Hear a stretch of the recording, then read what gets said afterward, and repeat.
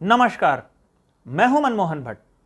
उत्तराखंड की विश्व प्रसिद्ध चार धाम यात्रा पूरे जोश खरोश के साथ चल रही है। 2 महीने में लाखों तीर्थ यात्रियों ने भगवान बद्रविशाल और केदारनाथ धाम के साथ साथ गंगोत्री यमुनोत्री के दर्शन किए हैं। लेकिन पिछले 2 महीने में केदारनाथ धाम से जुड़े 3 महत्वपूर्ण विवाद हैं। इन विवादों के कारण मंदिर समिति सवालों के घेरे में आ गई है।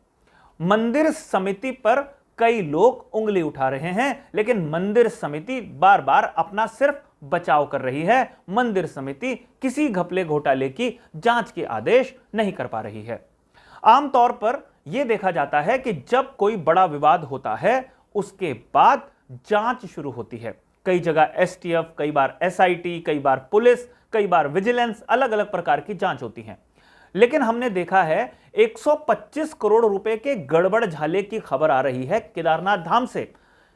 जिन लोगों ने केदारनाथ धाम में सोने की परतें चढ़वाई थी, अब खबर आ रही है कि सोने की परतें नहीं थी, सोने के पानी की परतें चढ़ाई गई थी।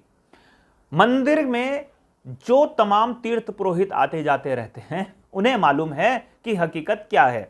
अगर सब कुछ इतना आसान था तो फिर यह विवाद क्यों हुआ?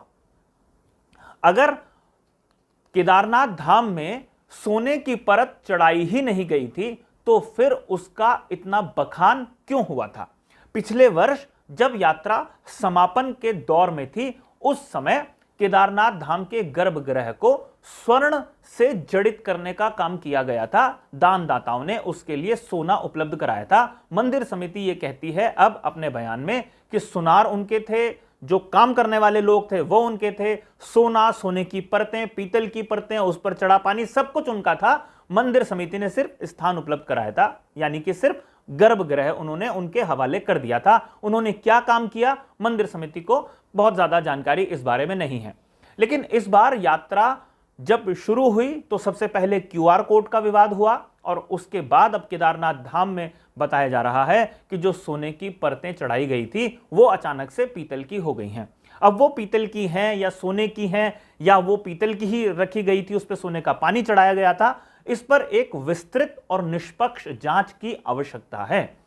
क्योंकि हम जानते हैं बद्रीनाथ केदारनाथ मंदिर समिति के जो वर्तमान अध्यक्ष हैं अजेंद्र अजय, वो काफी सजग हैं। उत्तराखंड में जब 2013 में आपदा आई थी उस समय केदारनाथ धाम के पुनर्निर्माण के काम उसके बाद हुए थे, और जब इस तरीके की खबरें आने लगी थी कि आपदा के पुनर्निर्माण के कामों में गड़बड़ झाला होने लगा है, तो अजेंद्र अजय ही वो व्यक्ति थे जिन्होंने बढ़ चढ़कर उस घपले घोटाले को रोकने में भी महत्वपूर्ण भूमिका निभाई थी। वो केंद्र सरकार तक गए थे गड़बड़ झाले की पूरी रिपोर्ट को लेकर, और उसके बाद शायद केंद्र ने भी कई तरीके के हस्तक्षेप किए थे, खुद ही मॉनिटरिंग करनी उसकी शुरू करी थी। लेकिन इस समय अजेंद्र अजय मंदिर समिति के अध्यक्ष हैं, उनके कुछ दायित्व हैं, उनके कुछ अधिकार हैं। अगर केदारनाथ धाम में गड़बड़ झाले की खबर आ गई तो उसमें बचाव की मुद्रा में आने के बजाय अगर एक निष्पक्ष जांच के आदेश दे दिए जाएं तो शायद मामला शांत हो जाए, शायद लोगों की आशंका ठंडी हो जाए। लेकिन अगर निष्पक्ष रूप से वो जांच नहीं होगी, लोगों की आशंकाएं शांत नहीं होंगी, तो उपद्रव मचता ही रहेगा। आपको बताऊं कि जिस समय यात्रा शुरू हुई थी उस समय केदारनाथ धाम मंदिर के बिल्कुल पास ही क्यूआर कोड लगा दिए गए थे। उस समय भी विवाद हुआ था। मंदिर समिति ने बयान दिया था कि यह क्यूआर कोड उन्होंने नहीं लगवाया है, यह एक अलग मामला था। अब वो किन्होंने लगवाया, उस क्यूआर कोड के जरिए जिन लोगों ने पैसा डोनेट किया वो किस खाते में गया, वो एक अलग मसला है। हो सकता है कि मंदिर समिति के ही खाते में पैसा गया हो, लेकिन विवाद तो बन ही गया था और विवाद से छवि मंदिर समिति की ही खराब हुई थी। उसके बाद जब वो मामला थोड़ा शांत हो गया तो अब केदारनाथ धाम के गर्भगृह में सोना चढ़ा है, सोने की परत चढ़ी है, पीतल की परत चढ़ी है, उसको लेकर हंगामा पूरे देश पे मचा हुआ है।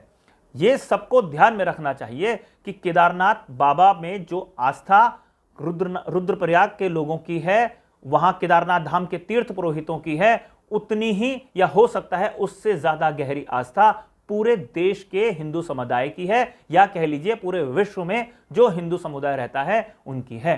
इसलिए उन तमाम लोगों की आशंकाओं को दूर करने की जरूरत है। अब देखना यह है मंदिर समिति, धर्मस्व विभाग, जिला प्रशासन या राज्य सरकार जांच के आदेश देगी या यह मामला ऐसे ही तूल पकड़ता रहेगा। अभी के लिए साथियों इतना ही। अगली रिपोर्ट में आपसे फिर मुलाकात होगी, तब तक इजाजत दीजिए। नमस्कार।